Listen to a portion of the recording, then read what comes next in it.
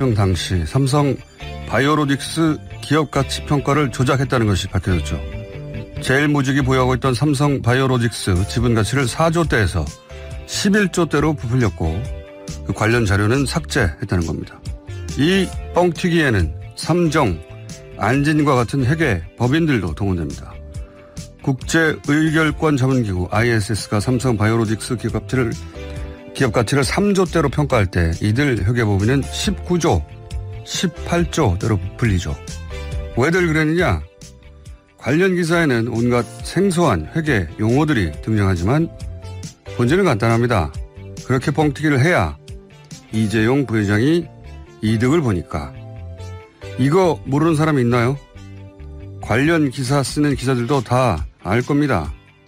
이게 다 이재용 부회장 위해 벌인 일이라는 걸. 그렇게 기사를 쓰지 못할 뿐이죠. 금융위의 증권선물위원회는 이 과정에서 벌어진 삼성바이오로직스의 분식회를 놓고 심의를 현재도 벌이고 있죠. 삼성이 아니라면 누구도 빠져나오지 못할 이 명백한 일련의 범죄 혐의에서 삼성은 과연 빠져나올 수 있을까? 금융위의 결론을 주시합니다. 김어준의 관심이었습니다.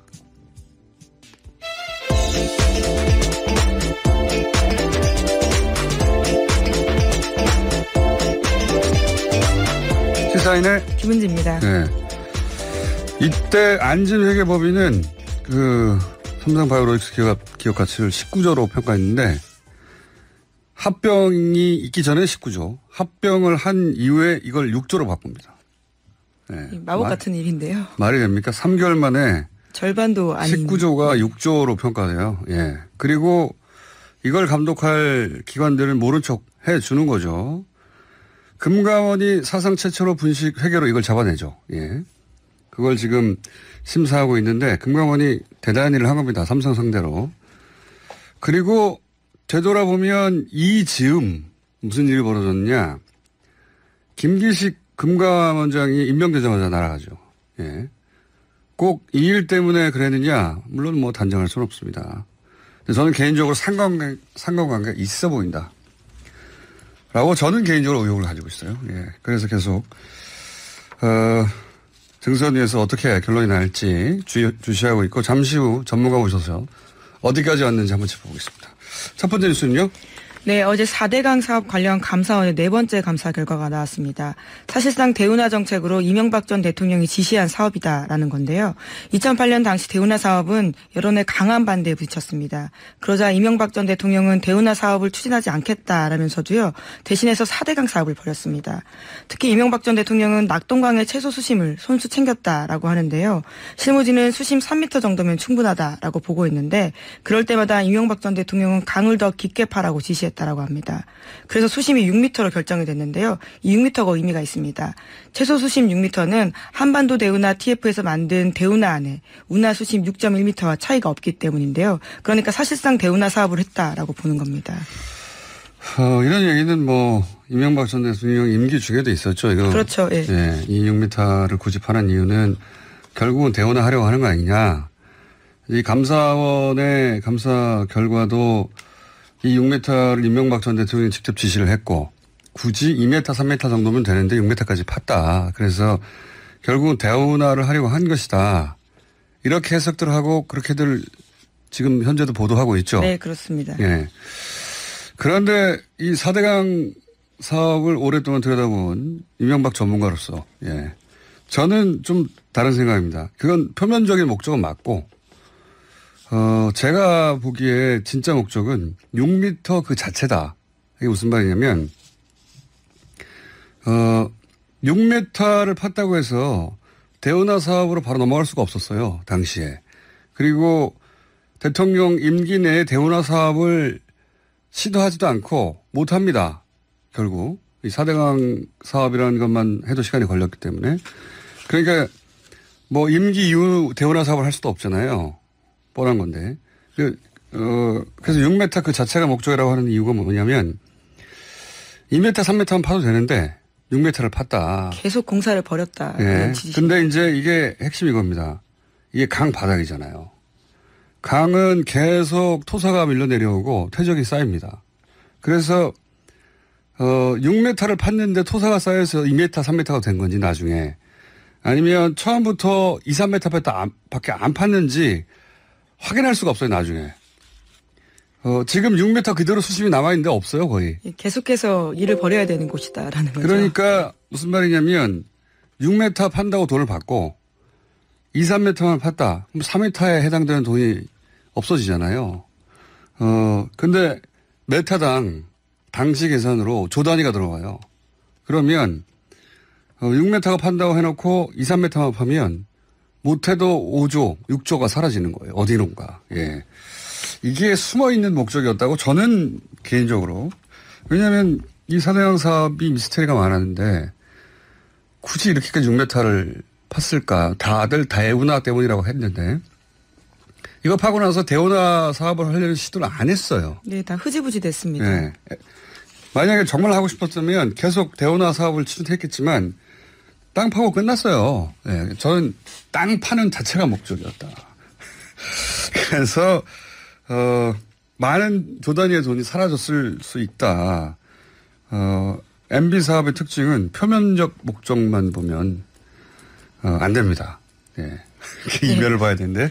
이미 4대강 사업으로도 많은 돈이 쓰였는데요. 총 31조 들었다라고 합니다. 하지만 총 편익이 6조 6천억 원에 불과해서요. 비용 대비 편익 비율, 그러니까 BC로 하면 0.21이 나옵니다. 편익 비율이 1 이상 나올 경우에만 사업성이 있다라는 평가를 받는데요. 현저하게 부족합니다. 그러니까 국고를 낭비하면서 경제성 없는 무리한 사업했다라는 사실 다시금 드러난 건데요. 특히 이명박 정부에서 4대강 사업 명분으로 내세웠던 홍수 피해 예방 효과는 0원, 그러니까 없다라는 겁니다. 이거 다 알았어요. 과거에도. 다 알았고. 제가 궁금한 건 그겁니다. 이제 대운하를 하려고 했었냐라고 지금 이제 감사원 결과가 가지고 나오는데 대운하가 아니라 땅 파려고 했다. 물속에 땅 파가지고 그 땅이 원래 6m를 팠는지 나중에 퇴직돼서 3m가 돼버렸는지 원래부터 2m밖에 안 팠는지 알 수가 없다니까요. 그래서 저는 6m를 고집한 목적은 대운하가 아니라 땅 파는 그 자체였다. 예. 거기에 사라진 돈이 어마어마하게 있을 거라고 저는 개인적으로 봅니다. 제가 이상했거든요. 대운하라고 하는데 그렇다고 대운하 사업을 하려고 본격적으로 막 나서지도 않았어요. 뭐지 이게? 저는 그렇게 생각합니다. 자, 개인적인 추정이고요. 만약 수사를 한다면 거기에 한번 포커스를 맞춰 봐달라고 부탁드린 바이고요. 예, 근데 당장은 수사가 진행되긴 좀 어려워 보이는데요. 감사원에서는 어제 이제 고발하거나 그런 행위들을 하진 않겠다라고 밝혔거든요. 법적 책임까지 추궁하기 어렵다라는 겁니다. 그리고 이게 관련해가지고 대부분 공소시효가 다 됐을 거예요. 그렇죠. 네. 담합 정도로만 처벌을 받은 바가 있고요. 아직까지는 그런 핵심적인 돈 문제와 관련해서는요 처벌받은 바가 없습니다. 그러니까 이게 만약에 근데 이제 이명박 대통령이 실제로 6m를 파라고 한 이유가 여기에 있다라는 게 그런 정황이 나오면 다른 얘기죠. 이명박 대통령 관련해서는. 자, 그렇습니다. 4대강 감사원 결과가 나와서 이런 뉴스가 나왔고요. 예, 그래서 관련해서 어제 KBS가 좀 추가 보도들을 했는데요. 이명박 정부에서 국정원이 4대강 사업 반대한 사람들을 사찰했는데 그 국정원 문건을 어제 공개한 겁니다. 당시 국정원의 민간인 사찰은 청와대 수석을 통해서 대통령에게까지 보고됐다라고 하는데요. 문건 내용들을 보면 반대단체가 연대방해를 위해서 기업 후원금 모금 차단해야 된다. 환경단체 핵심 인물 24명의 신원자료 및 개인 비리를 수집해야 된다. 반대단체 견제 방안으로 세무조사 압박해야 된다. 같은 것들이 있습니다. 원래가 아니라 어제 뭐 계속 연달아서 나오지만, 이명박 박근혜 시절에는 뭐 사찰, 블랙리스트, 그런 심부름센터 공화국이었어요. 다. 공기관도 사기업도, 이거 후원 못하게 했다는 거 아닙니까? 4대강 반대하는. 네, 그렇죠. 단체들에게. 그리고 네. 아예 이제 홍보 활동비 같은 경우에도 문제 다 끊어버렸고요. 또 종교계 반대 주도 단체에 대해서는 개인 비리를 언론 보도하라는 식의 추진도 있었습니다. 하여튼 4대강 감사원 결과 나왔는데 이게 수사로 이어질지는 두고 봐야 됩니다. 지금 감사원은 수사 의뢰할 만한 사안이 지금 없는 거군요. 공소시효가 다 됐거나 대통령이 이런 사업을 벌이라고 했다는 것 자체가 불법이 아니거든요. 예, 통치행위다라고 지금 판단을 하고 있기도 하고요. 또 그러니까 이명박 전 대통령을 직접 조사하지 못했다라는 부분도 있습니다. 감사원이 해결할 수 있는 일은 아니고 다만 억지로 6m를 팠다. 여기까지는 밝힌 거죠. 억지로 팠다. 예. 자, 다음 뉴스는요. 네, 박근혜 정부 시절에 국군 기무사령부의 문제점 계속해서 전해드리고 있는데요. 이번에는 2016년 9월 박근혜 탄핵을 위한 촛불 집회가 불붙던 때 일입니다. 시민단체를 기무사가 사찰했다라는 문건이 나왔는데요. 내부 문건 내용입니다. 세월호 CF도 하는 기무사가 예, 이번에 2016년 9월 달 문건까지 나온 건데요. 할 때, 촛불 집회 할 때도 사찰했다는 거잖아요. 그랬겠죠. 예, 세월호 유가족도 사찰했는데 촛불 집회가 열렸는데 박근혜 전 대통령 탄핵하자고 하는데 사찰했겠죠. 예. 네, 근데 문건 내용이 정말 자세합니다. 이걸 어떻게 알았을까 싶을 정도인데요. 그래서 회의 자료에 대한 해킹이나 도감청까지 한 게 아니냐라는 의심도 낳고 있습니다. 아하. 당시에 그 시민단체들에 대해서 도감청 하지 않고서는 혹은 해킹하지 않고서는 알 수 없는 문건들을 확보하고 있더라? 네, 정말 자세한 내용입니다. 그렇겠죠. 예. 그런데 그때 당시 그러면 세월호 관련 60여 명 TF에 있던 사람들이 그럼 지금은 뭐 처벌을 받았느냐? 처벌을 받았을 리가 없잖아요. 네, 그렇습니다. 심지어 최근에 현직 군인으로 밝혀졌으니까. 재직 중이라고 합니다. 그중에 장성도 있어요. 장성. 네. 예, 이런 일을 벌이고 별을 달고 군이 있다는 게 말이 됩니까? 예, 오늘 아침 한겨레 신문 보도인데요. 군이 제대로 반성하지 못하고 있고 개혁하지 않았다라는 것들을 여실히 보여주는 내용들입니다. 일단 국방부 자체 처리를 보고 예, 검찰이 나서야 될 일이라고 봅니다. 이런 일을 하고 여전히 별을 달고 있다는 게 말이 안 되는 거죠. 자, 다음은요. 네, 이명박 전 대통령 최측근인 다스의 사장이 최근에 경질됐는데요. 강경호 현 사장입니다. 이 사람을 포함해서 임원 3명이 새로 임명한다라고요. 내용들이 나왔습니다. 어제 SBS가 단독 보도한 건데요. 문서에 대한 게시자, 그러니까 이러한 인사 내용에 대한 게시자가요. 인사팀이 아니라 이상은 다스 회장이었다라는 점들이 주목받고 있습니다. 아, 재미있는 뉴스네요. 그러니까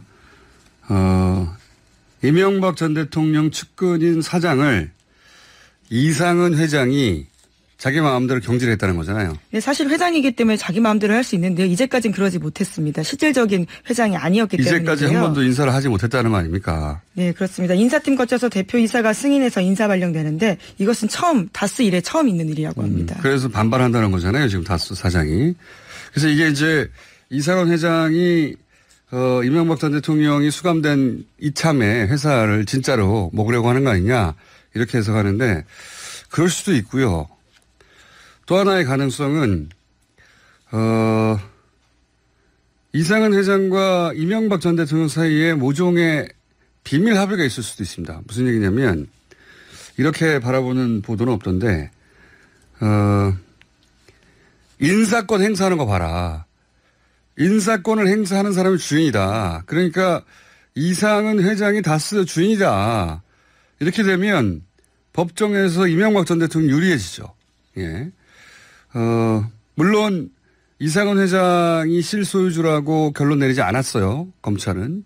이명박 전 대통령이 실소유주라고 결론 냈고 뭐 국민 대다수는 그렇게 생각하겠죠. 저도 그렇게 생각합니다. 그런데 이런 행위들을 봐라. 이 인사권 행사하는 것만 봐도 이상은 회장이 실제 주인이다라고 그렇게 하라고 이명박 전 대통령과 이상은 회장 사이에 모종의 합의가 있지 않았을까. 그런 가능성도 저는 있다고. 약속 대련이라는. 그렇죠. 말씀이신 거죠. 그러니까 정말로 꿀꺽하려고 하거나 아니면 비밀 합의가 있었거나 만약에 후자다 비밀 합의다라고 하면 이렇게 경질된 MB 인사 사장은 일부러라도 부당해고를 주장하면서 막 반발하겠죠. 혹은 그 전 사장은 아예 그 비밀 합의를 모를 수도 있고요. 모르게 하는 게 더 나으니까. 저는 개인적으로 후자의 한 표입니다. 왜 후자의 한 표냐면 비밀 합의가 있을 가능성이 더 높다고 보는 것이 이상한 회장의 그동안의 행보를 보면 이렇게 큰 기업을 혼자 꿀꺽할 정도의 수완을 발휘한 적이 없어요. 인생사에서. 카드도 개인 카드도 뭐 사용한 적이 없고. 그렇죠. 예. 최대의 돈 정해져 있었습니다. 쓸 수 있는 돈이요. 그래서 다스에서. 그리고 다스에서 굉장히 무시당하면서 오랜 세월. 게다가 다스 실소유주가 책임져야 하는 예를 들어서 다스에 추징된 세금만 해도 400억대란 말이죠. 이상한 회장은 그런 돈이 없어요. 예. 그래서 저는 후자 가능성에 개인적으로는 한 표입니다. 예. 그렇게 해석하는 언론이 없어서 예. 이런 해석도 가능하다고 제 한 표를 일단 놓습니다. 시간이 오늘은 예, 영장 기각 소식은 2가지 소식만 전해드리겠습니다. 네. 권성동 자유한국당 의원이 영장 기각됐고요. 또 뿐만 아니라 이채플 전 고용노동부 장관에 대한 영장도 기각됐습니다. 이거는 저희 영장 해설 전담 이정렬 전 판사를 연결해야 되는 사안이군요. 오늘은 민의가 잡혀서 내일 한번 연결해서 따져보겠습니다. 이 영장 기각이 말이 되는 건지. 오늘 여기까지 하겠습니다. 네, 시사인 김은지였습니다. 감사합니다. 도 있었죠. 네. 근데 이게 이제 지금으로서는 그보다 더 길어질 것 같다는 거죠? 네. 그렇죠. 네. 지난번 나오셨을 때, 제가 휴가 가기 전에 예. 나오셨을 때 좀 이상한 일이 벌어지고 있다. 그랬죠. 그러니까 이게 이제 고의 회계 분식이 아니라 이게 이제 과실 아니냐. 네. 그러니까 실수. 예. 일부러 그런 게 아니라 실수. 이쪽 가능성에 대한 이야기를 그때 처음으로 네네. 갑자기 언론을 통해서 나왔고요. 예. 당시 보도자료가 나왔는데 그 보도자료는 무슨 말인지도 모를 정도의 보도자료가 나왔는데 예. 기사는 그 보도자료를 보고 어떻게 해설을 했어요? 네. 아주 상세하게. 그러니까요. 그러니까 보도자료를 낸 쪽보다 더 자세히 알고 있다는 거죠. 네. 예. 그런 기사가 나왔는데 그 기사의 내용은 과실. 네. 예. 그러니까 일부러 한 게 아니다. 실수한 것이다. 네. 예. 그렇게 되면 어떤 이득이 있느냐 제가 여쭤봤더니 검찰 수사를 안 받는다. 이렇게 말씀하셨죠. 그게 이제 마지막 뉴스입니다. 맞습니다. 또 이 자리에서 우리 공장장님께 아부를 하자면 네. 그 내용을 서로 말하고 난 다음에 몇 군데서 연락이 왔습니다. 아, 그래요? 정확히 그 내용이 맞다고. 맞아요? 네, 네. 그 내용을 계속 좀 얘기 좀 해달라는. 네. 그러니까 과실로 몰아가서 검찰 수사를 안 받으려고 한다. 네, 네. 그 내용을 좀 제3, 제4 반복해달라는 아주 이제 저희가 주요한 곳에서. 제가 얼렁뚱땅 예리합니다. 네. 이게 이제 그때 우리가 급하게 짚었는데 네. 핵심을 짚었군요. 네네. 네. 예.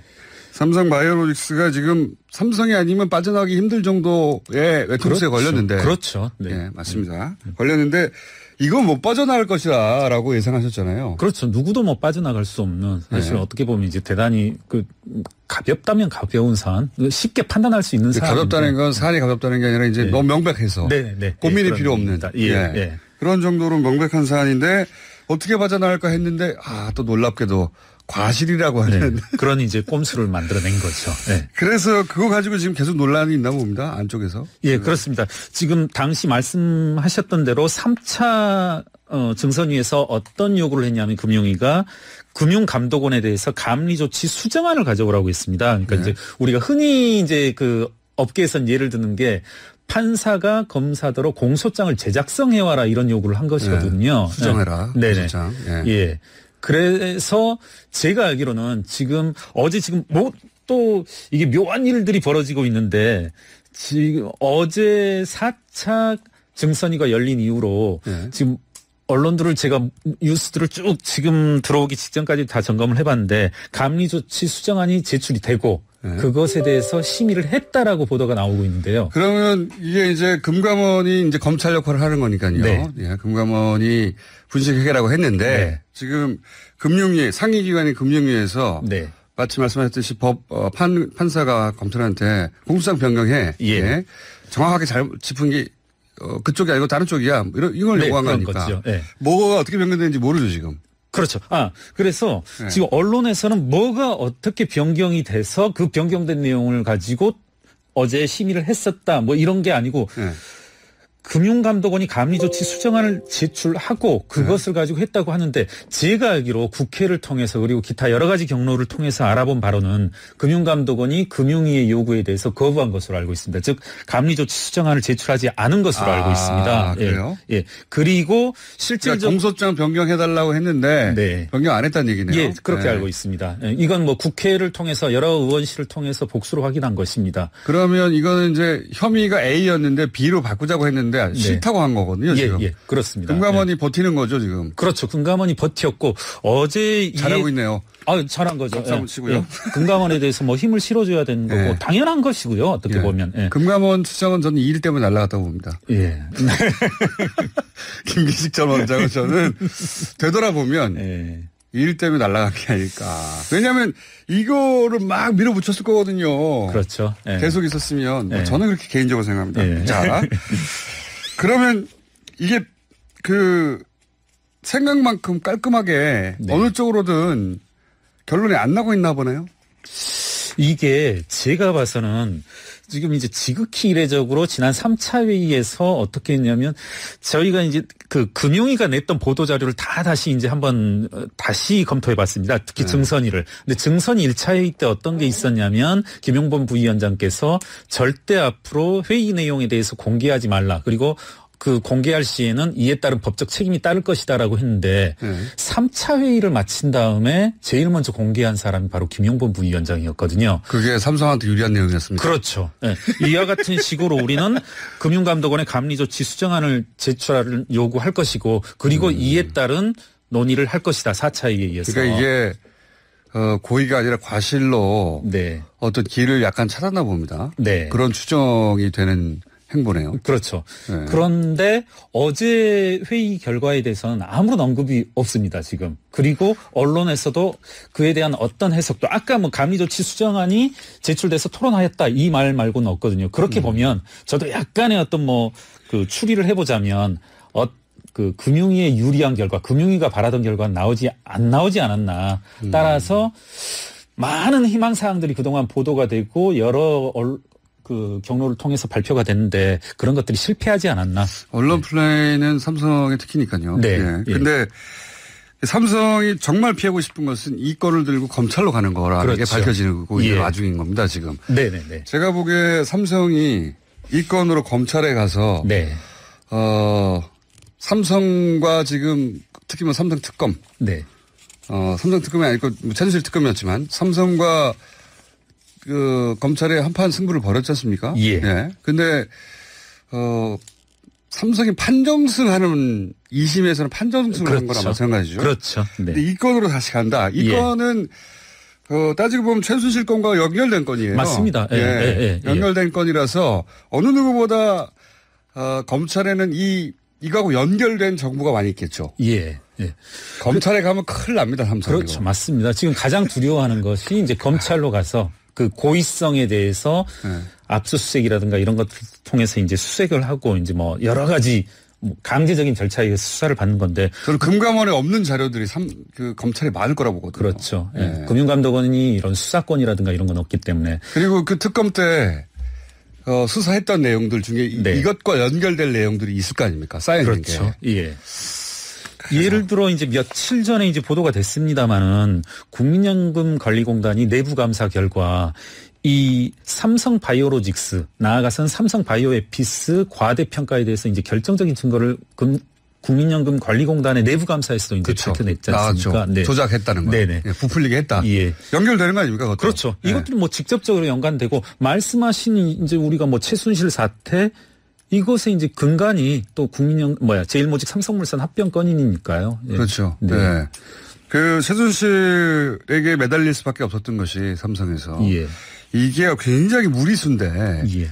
이게 되도록 만들어준 거 아닙니까? 그렇죠. 한마디로 하면 예. 예. 이게 이재용 부회장이 회사 넘겨받는 과정에서 말도 안 되는 그 주가 부풀리기를 통해서 결국 성공했는데 그렇죠. 이걸 금융감독 기관들이 다 눈 감아줘야 되고 예. 관리기관들이 다 모른 척 해줘야 되는데 그걸 해준 거예요. 그렇죠. 예. 그걸 해준 것이 그렇게 성공했죠. 네. 근데 최순실 사태가 터지면서 들킨 거 아닙니까? 맞습니다. 예. 들켰는데 그중에 가장 핵심적인 이 삼성 바이오로직스 분식 회계권이 남아있는데 예. 요게 고의 분식 회계라고 결론이 나면 그러면 삼성은 이재용 부회장 큰일 나죠. 그렇죠. 다시 이제 과거 이재용 승계와는 아무런 연관이 없다라고 판단했던 2심 판결에 대해서도 우리가 이제 다시 감옥으로 돌아가셔야 됩니다. 네. 맞습니다. 감옥으로 돌아가시는 정도가 아니라 형량이 크게 늘어날 수 있습니다. 그렇죠. 예. 예. 그러니까 이건 삼성 바이오로직스 분식 회계권이 아니라 이재용 부회장이 감옥에 돌아가서 앞으로 몇 년은 나오느냐 못 나오냐 할 사안이 되어 있는 건이다. 예. 예, 그렇게 예민한 건이다. 그러니까 네네. 검찰로 가고 싶지 않은 거죠. 그렇죠. 예. 예. 본질이 이러하다. 맞습니다. 예. 그래서 여기 등장하는 수많은 그 전문 용어들, 회계 용어들 기사 읽다가 포기하게 되거든요. 그렇죠. 아주 어렵고. 예. 그리고 회사가 너무 많이 나와요. 저희조차도 이제 뭐 삼성 바이오로직스, 바이오에피스, 바이오젠, 네. 계속 그리고 또 이제 뭐 콜옵션 행사, 예. 뭐. 예. 다 생소한 회사 이름인데다가 콜옵션 또 뭐야. 그 다음에 뭐 회사 가치를 이렇게 평가했다가 저렇게 평가했다가 그렇죠. 기타 등등 회계법인들이 몰라도 된다. 몰라도 됩니다. 몰라도 되고 이게 다 삼성의 이재용 부회장이 감옥에 안 가기 위해서 노력하고 있는 일들이다. 근데 이게 검찰로 넘어가지 않게 하기 위해서 엄청나게 발버둥 치고 있다. 그렇죠. 각계의 각층이 나서서 지금 그 작업을 하고 있죠. 근데 전화해서 이 사안을 제대로 짚었다고 말해준 내부자는 누굽니까? 그건 이 방송이 끝나고 말씀드릴게요. 중간중간에 저희가 이렇게 짚어보기로 하겠습니다. 네. 뉴스가 있는데 해석이 안 될 만큼 복잡해서 뉴스를 잠깐 해설해드리는 의미로 짚어봤습니다. 오늘 감사합니다. 예, 고맙습니다. 참여연대 집행위원장 김경률 회계사였습니다. 박소연의 좌우로 정렬 2588 대리운전 협찬 서울 토피스 제공 7시 36분 교통정보입니다. 북부간선도로 구리에서 종암 쪽으로 구리 나들목부터 하월곡 램프까지 정체고요. 반대 구리 쪽으로는 하월곡 램프에서 신내 나들목까지 시속 20km 정도로 이동합니다. 동부간선도로는 성수 방면으로 수락지하차도부터 녹천교까지 또 월계 1교부터 성동교까지 정체인데요. 전 구간 이동하는데 1시간 이상 걸리고 있습니다. 지금 서울 시내 곳곳에 비가 내리고 있습니다. 도로가 미끄러우니까 감속 운행하시기 바라고요. 또 전조등 켜고 이동하시는 게 좋겠습니다. 서울 외곽순환고속도로에도 통행량이 많습니다. 구리에서 판교 방면으로 남양주부터 상일까지 또 광암터널에서 서안남 사이가 정체고 경인고속도로 인천 쪽으로는 빗길의 서인천 부근 대형 화물차가 고장으로 서 있으니까 이 구간 지날 때 잘 살피고 이동하시기 바랍니다. 박소연의 좌우로 정렬 2588 대리운전 협찬이었습니다.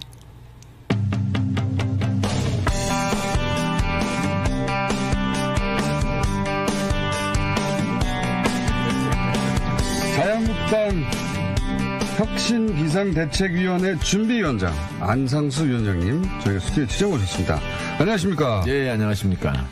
이게 보통은 비대위원장으로 바로 가는데 비대위 준비위가 생긴 건 제가 처음 본 것 같습니다. 그죠? 예, 그렇다고 그래요. 우리가 여야 간에 비대위 체제를 많이 갔거든요. 뭐 2010년 이후에도 한 10여 번 된다고 그래요. 그런데 준비위원회라는 건 처음이라는 건데 지금 막상 해보니까 이것은 너무 당연한 절차를 안 거치건다라고 생각이 되는 것이 사실 비대위라는 것은 지도부가 유고시에 출범을 하는 거 아니에요. 비상사태 때. 그러니까 결정 주체가 마땅치 않은 겁니다. 그러니까 오히려 타스크포스로 임시기구를 만들어서 거기서 기초조사를 해가지고 결정하는 기구 예를 들어서 모의청이 됐든 뭐 다른 기구에다가 이렇게 보고할 수 있는 그런 자료를 취합하는 것이 필요할 텐데 뭐 그런 기능을 지금 저희들이 한다고 보면 됩니다. 준비만 하고 빠지는 거잖아요. 그렇죠? 뭐 일단은 그렇죠. 그러고 나서 비대위에 참여하실 예정인가요? 저는 개인적으로 그럴 생각이 없습니다. 그러시고. 예. 근데 이제 많은 뉴스가 나왔는데 현재 자유한국당 내에서 목소리가 통일이 안 되고 있지 않습니까? 예. 그래서 위원장님을 물러나라고 하는 사람들 혹은 뭐 김무성 전 대표가 아예 탈당해야 된다고 하는 사람들도 있고 그죠? 근데 이게 박근혜 전 대통령 탄핵에 대한 입장이 여전히 당내에서 정리가 되지 않아서 그런 거지 않습니까? 그렇죠. 예. 이 문제는 어떻게 합니까? 결국 친박이라고 표현하든 어쨌든 간에, 소위 탄핵을 어떻게 볼 것인가에 대해서 정리가 안 된 두 양대 세력이 있는 거 아니냐. 그래서, 친박 혹은 탄핵 혹은 복당파 이렇게 불리는 분들. 이 새 구도가 어떠죠, 현재? 의견이 완전히 통일이 되면은 그건 이제 공산당이고 민주정당에서 이제 여러 의견들이나 생각이 분출하는 것은 아주 나쁜 일은 아닌데 당연한 걸 넘어선 정도 아닙니까? 지금은 서로 나가라고 하니까 좀 그런 부분이 있는데 이게 아직도 정리는 안 되고 있죠. 정리가 좀 잘 안 되고 그게 사실 쉽지가 않은 일입니다. 그렇게 나누는 것 자체가 저 개인적으로는 불만입니다. 이제 정당이라는 게 적어도 또 우리가 보수 우파를 대변한다 그러면 그 많은 우리 인간사, 사회, 정치적인 일이 있는데 그런 것들을 다양하게 이렇게 여러 갈래로 논의를 통해서 한 방향으로 가야 되는데 단순히 이것을 뭐 박 대통령을 뭐 어떻게 했다 안 했다 이것만 가지고 나누어지는 것에 대해서 저는 굉장히 잘못된 분류다. 어쨌든 지나간 역사는 다 또 역사 속으로 묻어버리고 새로운 미래를 가야 되는 건데. 그렇게 생각 안 하시는 분들이 이제 김무성 전 대표가 당권을 지려고 다 이렇게 하는 거다. 아예 당에서 나가라 이렇게 요구가 있잖아요. 그건 현실인데. 근데 김 대표도 일단 그 불출마 선언을 했거든요. 그건 총선에 안 나온다는 것이지. 그렇지. 본인이 당 대표를 안 하겠다는 건 아니지 않습니까? 당 대표도 글쎄 뭐 우리가 뭐 제가 그것을 예단해서 말씀드리기는 어려운데 당 대표도 그렇게 나갈 수 있을까는 모르겠어요. 하여간 뭐. 저는 뭐 고기까지 정도 말씀만 드리지 그 이상은 뭐 제가 이 공개적으로 개인 의견을 말씀드리기는 어렵습니다. 어쨌든 갈라져 있는 건 사실이죠, 여전히. 분파가 돼 있는데 그건 뭐 과거에도 뭐 우리 당뿐 아니라 친노, 비노 무슨 지금도 친문, 비문 뭐 이렇고 있는 거고 다 뭐 그런 거니까 그런 거 이상은 아니잖아요. 그거 이상인 것 같던데요. 나가라고 하는 거니까. 당을 나가라는 거 아닙니까, 지금은? 하여간 뭐 일부 그런 견해들이 있는데, 뭐 정당에서 그런 일은 다반사로 있는 일이니까 과거에도 뭐 좀 조금 더 지켜봐야 되겠습니다. 요거는 과거의 개파 싸움하고는 좀 질적으로 다른 것이 아예 같이 못할 사람들이라고 서로 나오니까 그래서 제가 여쭤본 건데 요 문제도 비대위원장이 새로 만약에 선정이 된다면 해결해야 될 문제겠죠. 비대위원장이 탄핵에 대해서는 우리 당의 입장은 이렇다라고. 그렇죠. 네. 네. 비대위원장 입장에서 그런 것을 그래도 당내 혹은 국민들한테 어느 정도 모양을 갖춰서 이렇게 내놓을 수 있는 그런 대안을 마련해야 되는데 사실 그런 점이 굉장히 어려운 점 중에 하나입니다. 예.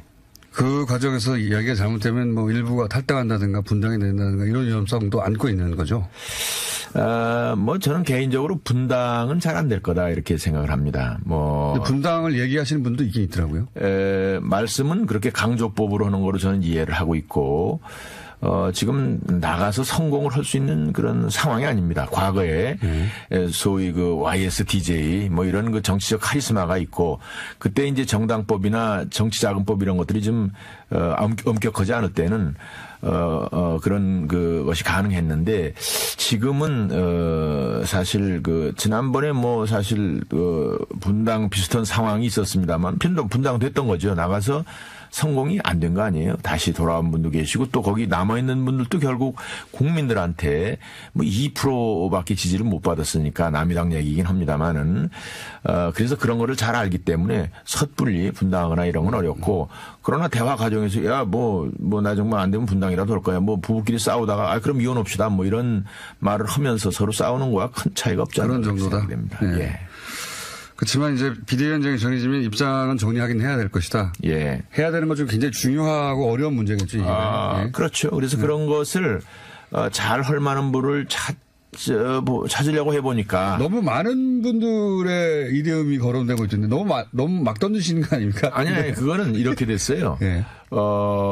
이제 저희들이 이제 많은 분들을 이제 국회의원, 당협위원장 혹은 뭐, 주의원분들한테 추천을 받는 절차가 있었고, 지금도 앞으로 더 받는다고 그랬는데, 우리 이제 소위 준비위원회에서 논의 과정에서 뭐 특별한 아이디어를 낸 분들이 있는 거죠. 예를 들어서 뭐 이제 그분들 이름이 이제 거론이 몇 분 된 건데. 아이디어 차원에서 나온 건데 이게 언론을 타가지고. 그렇죠. 네. 그러니까 우리도 이거 참 특이하다. 그러나 그분들이 뭐 하시겠어. 또 우리도 뭐 그분들이 하신다 하더라도 당내에서 그건 공감대를 얻기 어렵다 이렇게 됐는데 이제 아마 이제 저희들이 회의 끝나고 나면 언론들이 이제 쭉 연락이 오죠. 네. 바로 문 밖에서 기다리는 분도 계시고. 그러니까 이런 저런 이름 나왔다라고. 그러니까 이제 아이디어 차원에서 거론됐다는 게 특이한 분들이 뭐 있느냐 이렇게 또 물어본다고. 새로운 분이 있느냐. 그러니까 글쎄 뭐 우리도 보기에도 참 특이한데 하여간 이런 분들이 거론이 됐어. 근데 그중에 사실 이정미 소장님 뭐고 이제 이해창 전 총재도 마찬가지고. 이해창 전 총재님은 사실 추천하는 분들이 좀 많았었어요. 네. 이정미 소장님은 이제 아이디어 차원에서 한 거를 저희들이 그건 정말 아이디어 차원으로 오고 이제 그런 건데 그냥 그렇게 나간 거고. 도울 선생도 나왔던데요. 도울 선생도 누가 정중하게 추천을 했습니다. 이제 그런 분이 말씀을 하면은 그래도 국민들이 귀를 기울이지 않겠느냐. 그런 분을 모시고 우리가 단합은 단합대로 하자라는 국회의원이 정식으로 추천을 한 거고 뭐 이해창 총재를 추천한 분들은 많이 있었는데 저희들이 이제 그럼에도 불구하고 리스트에 쭉 올려놓고 이제 나중에 어떤 식으로든지 이제 마음이 모아지면 가서 뭐 정종욱의 부탁도 드리려고 그랬었는데 그게 이제 그거 되기 전에 그렇죠. 기사화 먼저 돼서 기사가 뭐 이런 사단이 났다. 특별한 분들이니까 그게 이제 뭐 좀 특별한 분이 없습니까? 이렇게 물어보다 보니까 의원 중에 한두 분이 이제 그런 얘기를 하고 그것이 이제 약간 기정사실 저희들이 발표한 것처럼 돼 있어가지고 아주 그분들한테 또 송구스러워요. 예, 사실은. 예. 그런데 그 중에서 이제 김병준 교수 같은 경우에는 보도된 바 기준으로는 거의 유일하게 긍정적인 반응이 나왔어요. 뭐 그런 정식 제안이 온다면 고려해 보겠다 수준에. 예, 예. 그럼 김병준 교수가 이렇게 얘기한 것을 보고 기자들은 이 얘기가 됐나 보다 이렇게 판단하는 경우가 꽤 있던데. 뭐 적어도 제가 준비위원장으로 된 이후에는 그런 접촉은 없었고. 아직 김병준 교수에도 직접 정식 제안을 안 한 겁니까? 네, 예, 예. 아마 물밑 접촉. 물밑 접촉도 한 적은 없고 다만 우리 국회의원들을 많이 아시더라고 피차에 상호간에. 그래서 그런 대화가 있은 것 같고. 위원장님 하신 적이 없고 혹시 예. 친한 사람들이 그렇게 그렇죠. 개인적으로 물어봤을 수는 있을 것이다. 예, 그렇죠. 그리고 이제 우리 이제 지금 그야말로 우리 풀에 이렇게 모신 분들도 추천한 분들이 그냥 내가 여기다 추천을 해볼게 뭐 이런 정도는 한 분들도 꽤 있을 거다. 근데 그 중에서도 이제 소위 유력하게 그 언론에서도 일단 말씀이 됐고 또 우리가 결정을 하면 저 정도면 뭐 괜찮겠다 이런 분도 좀 있습니다. 유력한 후보 중에 한 분인 건 맞군요. 그러면 김병준. 그렇죠, 그렇죠. 그렇군요. 예. 그 외에도 그러면 언론이 특이한 이름은 아니어서 보도는 안 됐지만 유력한 후보군으로 꼽을 수 있는 사람들이 몇 분이 됩니까, 지금 대략? 지금 현재 이제 그렇게 언론에 나온 분들을 제외하고도 한 30여 분 있는 거고요. 30여분은 너무 많지 않습니까? 그래서 요력으로 줄여보자면. 그거를 이제 뭐 아까 대여섯 분으로 줄인다고 말씀을 드렸고, 왜냐하면 추천한 분들을 저희들이 그래도 적어도 국회의원이나 당협위원장들이 추천한 분들을 우리가 임의로 그냥 초기에 이건 돼 안 돼 이렇게 얘기할 수는 없잖아요. 이렇게 나름대로 표를 만들어서 분석을 해가지고 수엇 분석. 그분이 훌륭하다 아니다가 아니라 우리 이 시기에 이 상황에 적절한 그 활동을 하실 분이냐에 대해서 그래도 우리가 여러 가지 논의 과정이나 언제쯤 결정됩니까? 그러면? 지금 이제 17일 날을 전국위원회 하는 걸로 지금 해놨습니다. 그래서 늦어도 이제 15, 16일 날까지는 결정이 돼야 되고. 다음 주면 결정이 되겠네요, 그러면? 그렇죠. 예. 다음 17일 날이 아마 다음 주일 겁니다. 예, 주초. 예. 그러니까. 제가 들은 설 중에 전원책 변호사가 사실상 내정됐다 이런 설도 있던데 낭설입니다. 한 분인데 뭐 여러 사람 내정됐다고 말씀하시네. 전원책 그 변호사도 리스트에는 사실 있습니다. 아, 그래요? 예. 유력한 후보군 중에 한 분입니까? 뭐 그걸 그렇게 지금 말씀드릴 수는 없고. 그러니까 뭐 그렇게 또 이름을 짚어서 말씀하시니까 제가 대답을 했는데 이것도 또 이제 실수가 아닌지 모르겠네. 이미 말씀하셨는데 할 수 없습니다. 아니, 저도 이제 하도 이제 많은 사람들이 관심이 있다 보니까. 예. 네, 전원책 변호사 이름도 거론됐다고 하는 거 제가 들어서. 예. 근데 거론되는 수준이 아니라 아예 내정돼 있다라는 식으로. 아무도 지금 내정돼 있지 않습니다. 확실합니까? 아무도. 그럼 100% 확실합니다. 그건 뭐 우리 김어준 공장장한테 잘못 보이면은 이거 뭐 미래가 없는데. 제가 요전에 저는 이제 정치를 하면서 무슨 보수 따라다니거나 아니면 뭐 선거할 때 이 연예인들 뭐 많이 이렇게 초청하고 그러지 않거든요. 되게 그렇게 합니다만은 뭐 아주 하는 건 아닌데. 그런데 요전에 한번 여기 나갔다 왔지 않았어요? 여기 출연을 했었는데. 나오셨었죠.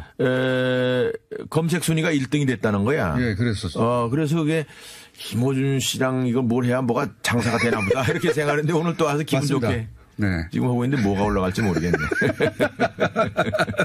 안상수 전원책 동시에 올라갈지도 모르겠습니다.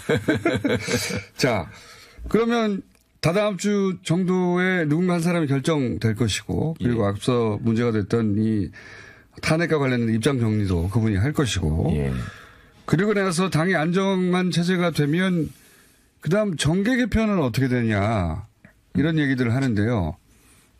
그리고 비대위 체제는 얼마나 갈 것이냐.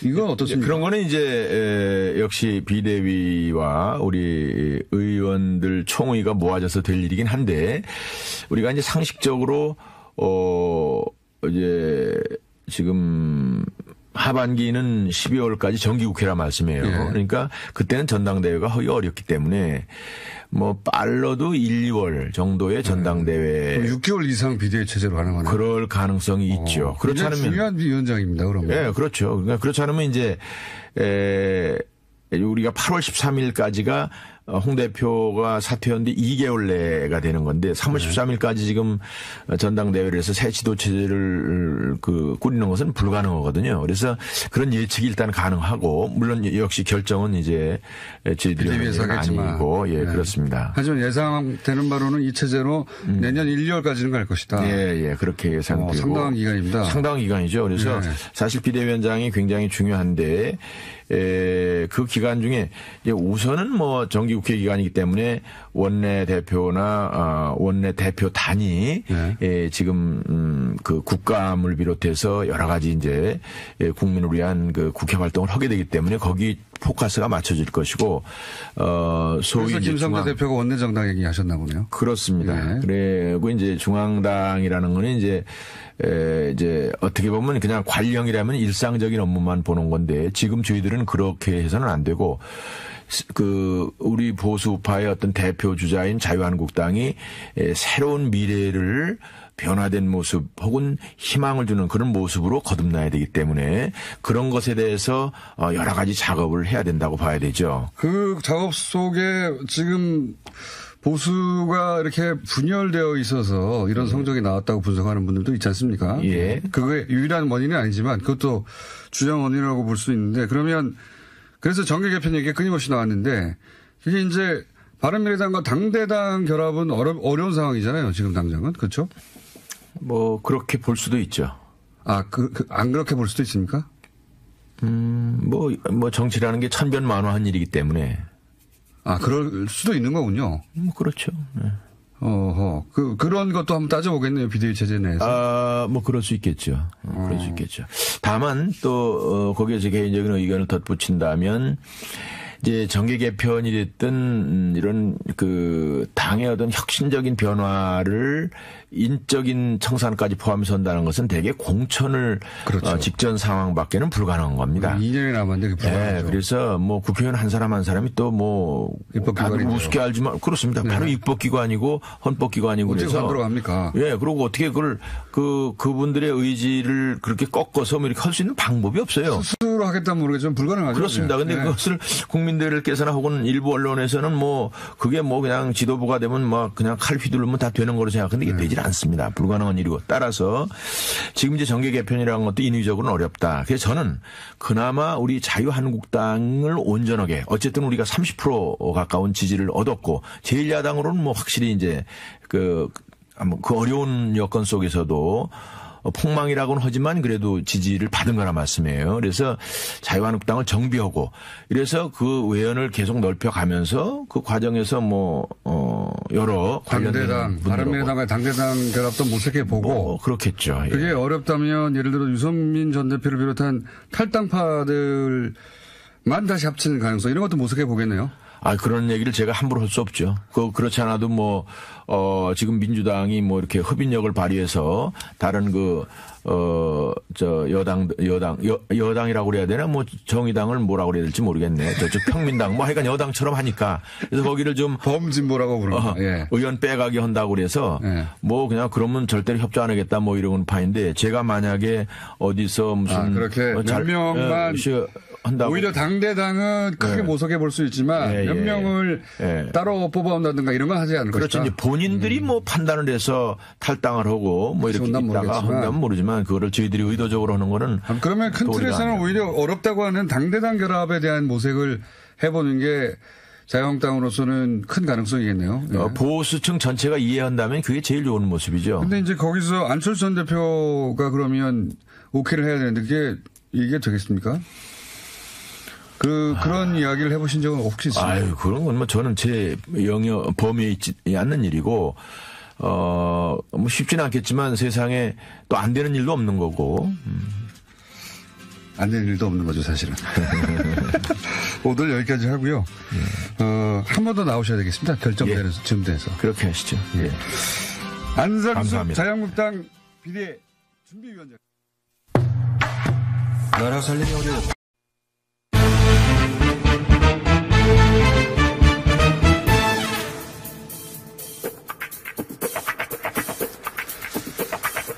정치 12단, 네. 오랜만에 뵙습니다. 민주평화당 박주영 의원 수행 나와 계십니다. 안녕하십니까. 네. 휴가 가지 말아야 될 사람은 가고, 휴가가 필요한 사람은 못 가고. 그러니까 저도 훨씬 지난 2주간요, 네. 방송 청취율이 높아졌어요. 제가 없어서. 예. 아, 그런데 이상하더라고요. 네. 만나는 분들이 네. 재미가 없더라. 청취율은 높아졌고. 예. 그 2주간 그럼 계속 스튜디오 나오셨습니까? 나왔죠. 네. 개근하셨군요. 개근할 필요성이 있는 거예요.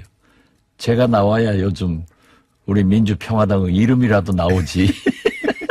여기 아니면 안 불러줍니다. 자, 마침 또 제가 휴가 가고 또 이렇게 뜸한 사이 북미 관계도 뜸했었습니다, 좀. 그죠? 특별한 뉴스가 없었어요? 근데 그렇습니다. 예. 근데 또 갑자기 또 시작됐습니다, 이제. 예. 뜸했던 이유는 뭘까요? 제가 이제 공장장 추궁할 것 같아서 어제 SNS에다 추궁하지 말라고 했는데 역시 제 공간에 넘어가네요. 폼페이오 장관이 일주일 내로 북한 갈 것이다. 네. 그런데 2주 만에 가는 거예요. 네. 그런데 사실 미국도 그렇고 우리 보수층도 우물가에 가서 숭늉 내놓으러 가는 거예요, 지금. 그 어떤 의미입니까? 9.12 예. 싱가포르 북미 정상회담이 끝난 게 3주밖에 안 됐습니다. 그렇죠. 이 사이에 어떻게 비핵화가 다 이루어지고 모든 것이 다 잘 돼갑니다. 근데 워낙 지난 몇 개월간 엄청난 속도로 움직여가지고. 그렇죠. 예. 그리고 지금 김정은 위원장도 그 사이에 중국 가서 중국 3번 만났습니다. 예. 3번. 예. 북미 정상회담 후는 한 번 간 거지. 네, 토탈 3번이고. 토탈 3번. 말을 그렇게 해야 방송 청취자가 알아듣는 거예요. 그러니까 지난 2주가 훨씬 높았다니까. 아무튼 네. 갔다 왔잖아요. 네. 그리고 요즘 민생 탐방을 광폭 행보를 하고 있어요. 김정은 위원장이 광폭 행보를. 그렇죠. 예. 왜냐하면 과시를 하는 거예요. 예. 핵 문제도 미국과 이렇게 해결할 수 있고 예. 체제 보장 받는다 이거죠. 그리고 경제 발전도 중국, 미국으로부터 발전할 수 있으니까 자신감이 아주 대단한 것 같습니다. 민생에 내가 전념한다. 음. 이걸 보여주는 겁니다. 그런 보여주는데 이유가 하나 사실 있고. 네. 저는 처음 문재인 대통령께서 4.27 판문점 회담도 북미 정상회담의 길잡이다. 예. 그리고 모든 것은 트럼프 대통령이 다 하신다. 예. 노벨 평화상도 거기서 받아야지 왜 나냐. 예. 이렇게 아주 겸손한 안전운전을 했는데 물론 남북관계가 급속도로 좋아지고 이렇게 일을 추진하는 것은 좋은데 너무 많이 하는 것 같아요.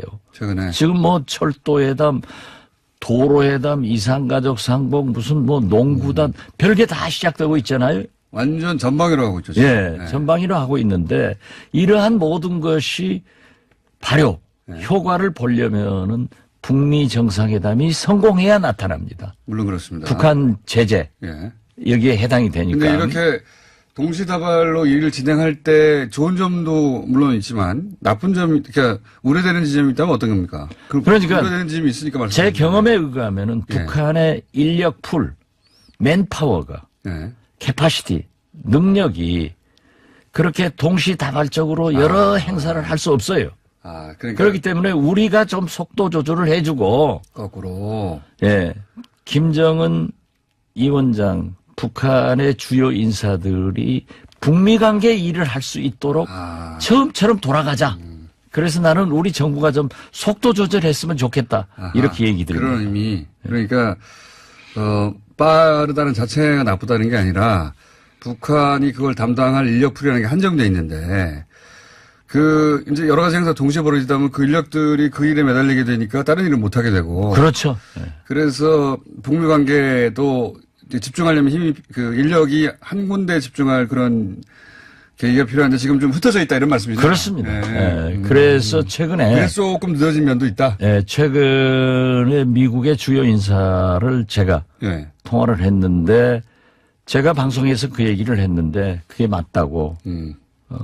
굉장히. 북한이 바쁘다. 정신없다 이거죠. 북한이 정신없다. 예. 너무 많은 일들이 동시에 예, 벌어서 예. 정신없다. 막 동시다발로 터지니까. 김정은 위원장 스타일 막 밀어붙이는 스타일이고. 그렇죠. 예. 예. 정신없다. 그러다 보니 북미 관계가 가장 신중해야 될 관계다 보니까 오히려 조금 미뤄지게 된다. 네, 그렇죠. 아하, 그런 측면이 있었군요. 저희가 이제 김준영 교수하고 얘기했을 때 미국에서 바라볼 때는 또 미국이 그 사이에 그 국무부의 라인업을 정리하느라고 좀 늦어진 측면도 있다고 했는데. 물론 그것도 있고요. 그 북한 내부적으로는 그런 측면이 있었다. 네. 예. 그런데 지금 예. 이번에 폼페이오 장관이 평양을 방북했을 때 예. 카운터파트가 누구로 나오느냐. 김영철 위원장이 김영철 위원장이 아니라 부장. 네. 이 아닐 수도 있다는 거 아닙니까? 아닐 수도 있다 이거죠. 왜냐하면 국무부 라인이기 때문에 원칙적으로 하면은 리용호, 리수용 예. 이 외교 라인이 북한에서도 나와야 돼요. 예. 그런데 저는 아주 조심스럽습니다만은 이번 7월 1일 날 예. 엊그제 예. 앤드루 킴이 한국을 방문해서 판문점에서 예. 김영철 부장을 만났어요. 맞습니다. 예. 예. 그리고 그날 썬김 최선희 예. 부부장도 만났거든요. 예. 만났는데 저는 아직도 그 라인이 살아있다고 하면은 저는 폼페이오 장관의 평양 방문 때 카운터파트가 변함없이 예. 김영철 부장이 했으면 좋겠다. 그런 희망사항을 가지고 있고 저는 그렇게 예측을 합니다. 그러시군요. 김준영 교수하고 좀 다르게 예측하시죠. 김준영 교수는 이제 CIA 시절에 폼페이오 장관이 시작했고 접촉을 그다음에 이제 국무부 수장이 됐으니까 그 북한도 외교 라인으로 이제 변경될 것이다라고 전망을 하던데 그것이 정석이죠. 정석이지만은 저처럼 네. 북미 관계가 빨리 잘 될 수 있도록 하기 위해서는 역시 실력자들이 외교가 아니라 해야 된다. 그리고 북한은 좀 특수성이 있는 게 통전부장이 이런 대미 대북 관계를 다 하거든요. 네. 물론 외무성 북미국장 등이 하고 있지만은 외무성보다 더 위에 있는 거죠. 더 위에 있죠. 네. 실질적으로. 정치적 그렇기 결정을 때문에 예. 모든 국내에서도 그렇죠. 여야 간의 정치 협상을 하거나 외교적으로 정치 협상을 할 때는 실력자들이 나오는 게 좋아요. 그래서 저는 네. 좀 북미 관계 개선을 위해서 김영철 부장이 나오는 것을 제일 기다리고 있고 그게 제 희망사항입니다. 그러면 더 빨리 네, 그런데 아마 적중해야 될 거예요. 적중해야 될 거, 적중할 겁니다도 아니고 적중해야 될 걸. 해야 될 거죠. 그래야 잘 되는 거예요. 그러면은 이거 어떻습니까? 저도 그렇게 전망했고 그리고 미국 언론도 그런 이야기가 나왔던데 김정은 위원장이 9월 달에 유엔에 가서 연설할 수 있는 거 아니냐 그런 가능성 어떻게 보세요? 이제 그 미국이라는 게요. 네. 4th of July 7월 4일 독립기념일부터 9월 첫 월요일 네. 레이버데이 노동자 날까지 이 2달간은 완전히 베케이션 시즌입니다. 네. 휴가 기간이에요. 네. 그러니까 거의 정부 기관이나 민간 기관이나 큰 빅 이벤트를 하지 않고 그냥 휴가 즐기는 거예요. 네. 현상 유지만 하고. 네. 네. 그래서 저는 11월 중간선거를 앞두고 트럼프 대통령은 반드시 빅 이벤트를 하겠죠. 극적인 빅 이벤트를 해서 이겨야 된단 말이에요. 네. 그래서 저는 사실 그렇게 하기 위해서는 평양을 가거나 갈 수 있다. 이렇게 예측을 했는데 역시 네. 제가 12단밖에 못 되는 거예요. 만약 내가 13단, 14단이었으면 9월이 예. 유엔 총회가 열리잖아요. 예. 그렇기 때문에 유엔 총회를 놓치셨군요. 뉴욕으로 초청을 해서 예. 김정은 위원장이 사상 최초로 예. 유엔 총회에서 북한의 정상이 유엔 총회 본회의장에서 연설을 하고 또 트럼프 대통령과 회담을 하면은 빅 이벤트가 되니까 엄청나게 큰 이벤트죠. 예, 그래서 저는 또 명분이 되잖아요. 예. 그렇기 때문에 9월이면은 컴 셉템버. 컴 셉템버. 김정은 유엔 가서 총회 연설하고 트럼프 대통령 만나서 최소한 11월 중간 선거까지는 어떤 무엇인가 트럼프한테 선물 주는데 그게 ICBM 해체 정도는 간다. 그러니까 너무 성급하게 봐서는 안 돼요. 네. 그거 하나가 스텝 바이 스텝 하나하나가 해결되고 있잖아요. 9월 유엔 연설 가능성을 높게 보시는 거네요. 저는 높게 봅니다. 네. 그 정도 이상의 이벤트가 있겠는가? 네. 사실 생각하기 어렵죠. 그렇죠. 전 세계에서 다 모여가지고. 내가 얘기하니까 공장장 이제 알아듣네. 제가 먼저 얘기했습니다. 이거. 네. 아니 그런데 먼저 했다고 주장하는 것이 필요해요. 그러면은 의원님이 먼저 주장한 걸로 하죠, 그럼. 그건 아니고. 만약에 이날 실제 연설이 이루어진다면, 그 이후 굉장히 또 급속도로 진척이 될 수 있지 않습니까? 그렇습니다. 경제 제재가 좀 일부 먼저 해제될 수도 있는 거 아닙니까? 지금 사실상 모라토리움이지만은 경제 제재 해제 문제가 좀 가시화돼야 될 거예요. 네. 그걸 이번에 폼페이오가 가서 시간표는 제시하지 않겠다. 뭐 볼턴은 그냥 한마디 한 거고 압력 요구로 그렇게 했지만은 지금 미군 유해 송환시키고 또 꼭 과거를 보면은 북한에서는 미국의 고위층이 북한을 방문해야만이 억류한 사람들도 풀어주고 모든 선물을 꼭 들려보내거든요. 그래서 저는 폼페이오 장관이 가서 돌아갈 때 유해를 송환받아 올 거고 거기에 답례로 최소한 어떤 경제제재 문제의 플랜과 ICBM 문제를 그때까지는 어떻게 하겠다.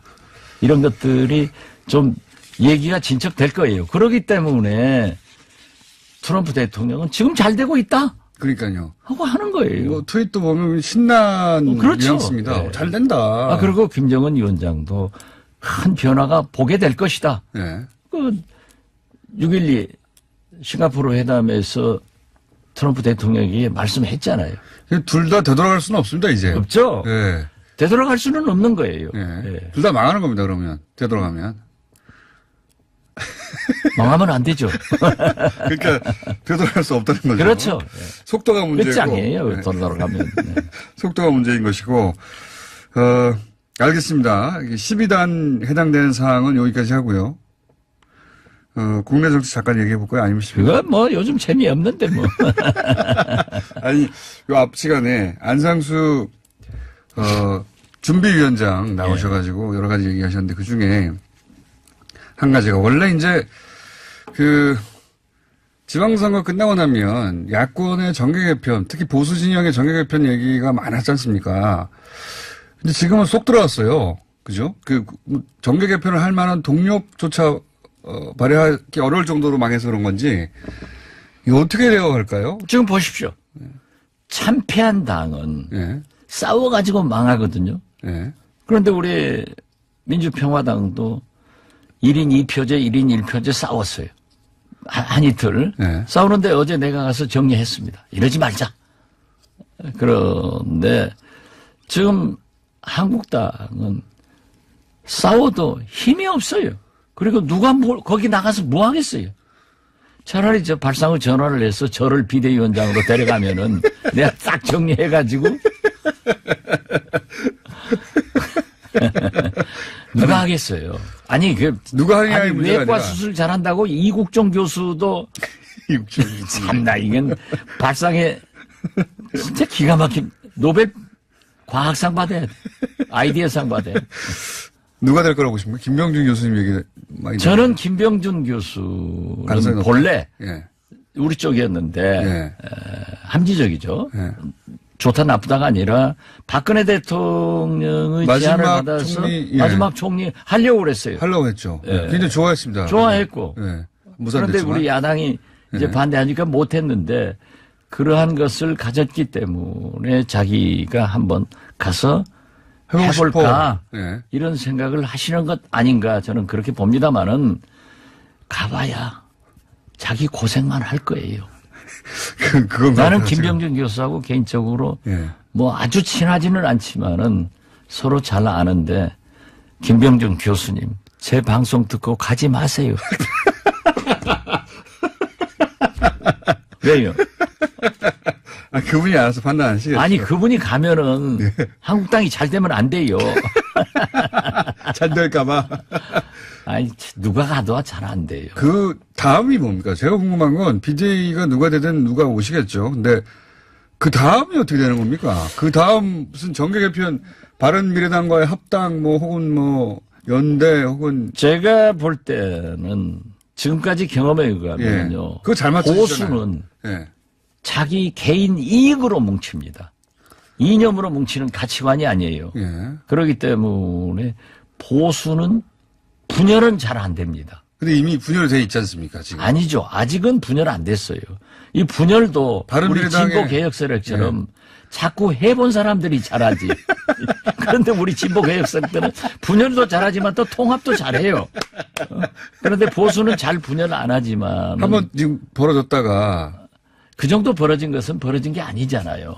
이번 지방선거만 보더라도 네. 4천여 명의 당선자 중 17명의 광역단체장을 포함해서 한 4천여 명 예. 기초의원까지 되는데 민주당이 17석 광역단체장 중 14석을 먹는 등 예. 2,500석을 먹어버린 거예요. 예. 엄청나게 휩쓸어 버렸잖아요. 압승했죠. 예. 그 망한 당들이 꼭 싸운다고요. 그러니까 지금 망한 당, 한국당, 바른미래당, 민주평화당 다 싸우는데 우리는 어제 딱 봉합시켰는데 또 싸울 거예요. 그런데 어떻게 됐든 한국당은 분열은 안 되지만은 누가 비대위원장 가더라도 예. 지금 총선 시간도 아니고 예. 대통령 시기도 아니고 지방선거는 의미가 없어요. 예. 그렇기 때문에 저는 볼 때 인적 청산을 몇 사람 하는 선에서 현역 의원 중심으로 가게 될 것이다. 예. 그러니까 큰 변화는 없다.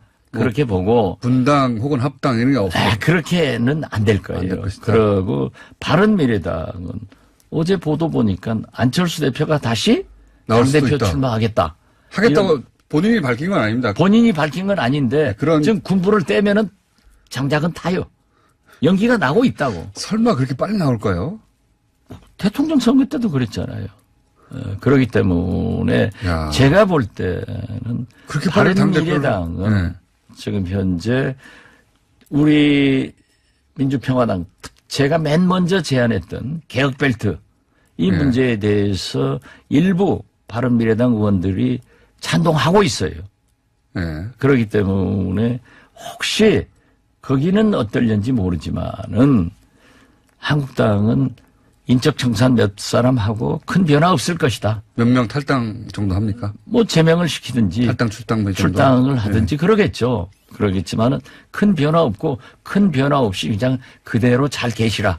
저는 그렇게 바랍니다. 바른미래당과의 관계도 지금과 거의 비슷하게 그냥 바른미래당은 한국당으로 갈 사람들이 나올 거예요. 일부 나와서. 예, 그 대신 우리 당으로 올 사람들도 있고. 그러면 안철수 대표가 당대표가 거기는 거기대로 할 거고. 그러면 안철수 또 대표 안철수 대표는 이런 것도 있겠죠. 자기는 한국당과 통합을 주장하지 않지만은 가만히 있으면은 한국당으로 통합되면은 자동적으로 본래의 집으로 찾아가서 내가 여기서 대통령 후보 되겠다 하는 둥지를 틀 수 있기 때문에 그러니까 복잡하게 생각할 거예요. 통합된 보수당에서 보수 후보가 되는 그림. 그렇죠. 그런 그 그림을- 그림을 안철수 대표는 그리고 있을 것이다. 저는 그렇게 짐작합니다. 이런 박지원 대표님이 본인의 미래 말고 다른 미래는 잘 맞추시니까요. 제 미래도 잘 맞추잖아요. 저는 분명히 오늘 아침에도 제가 일부러 올렸습니다마는 촛불혁명의 성공과 새로운 대한민국을 위해서는 문재인 정부가 성공해야 됩니다. 그렇게 하기 위해서는 지금 현재 대북 문제나 적폐청산은 성공했는데 네. 개혁이 미진하고 네. 민생 경제가 어렵기 때문에 법안 통과가 어려우니까요. 네, 네. 이것을 우리가 개혁벨트로 처음 구성하자 했을 때 안 됐는데 지금이라도 이게 잘 돼갑니까? 157석으로 해서 네. 민주당과 청와대에서 제가 제안한 것을 우리 천정배 대표가 제안한 것을 받아들여야 돼요. 그래서 그림을 그려야 되는데 디자이너가 없어요. 아직 지적이 잘 안 되고. 네, 있습니다. 그런데 곧 잘 될 거예요. 잘 될 거라고 하시면 저는 잘 됩니다. 예. 왜냐하면 민주당 전당대회 후가 되지 지금은 안 되죠. 그 이후에 될 것이죠. 예. 민주당은 누가 당대표가 될까요? 저는 아는데 말은 못해요. 아니, 그러니까, 대표님이 된다고 한다고 꼭 되는 건 아닌데, 돌아가는 걸 보니까 이 사람이 될 것 같아. 딱 감이 있을 거 아닙니까? 저하고 다 가까운 사람들인데. 아니, 그러니까 그 사람이 되어야 한다가 아니라, 될 것 같다. 예, 그건 말 못해요. 객관적으로 그냥. 예. 전망. 제가 왜 저 죽을 일을 합니까?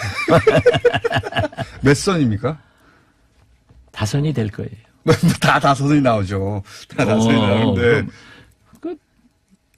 다선이 됩니까? 네. 다선도 다선 의미가 있으니까. 대표님과 가까운 사람입니까? 다 가까워요. 다 가깝겠죠. 남자인가요? 예. 여성 후보가 그렇게 많지 않으니까. 남자. 박영선 전 원내대표가 활발하게 하고 있는데, 네. 저하고 박남매니까 거기가 됐으면 좋겠는데. 어렵습니까? 어려운 게 아니라 해봐야 알죠.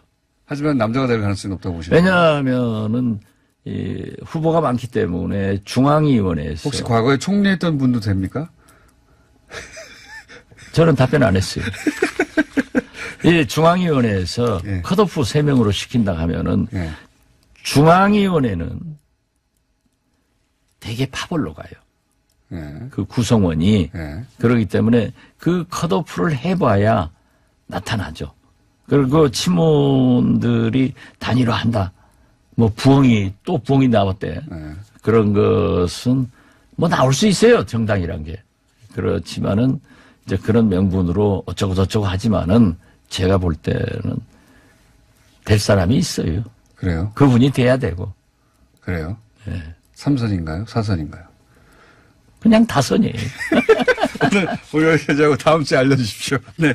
지금까지 12단 민주평화당 박지원 전 대표, 한 번 대표는 영원한 대표.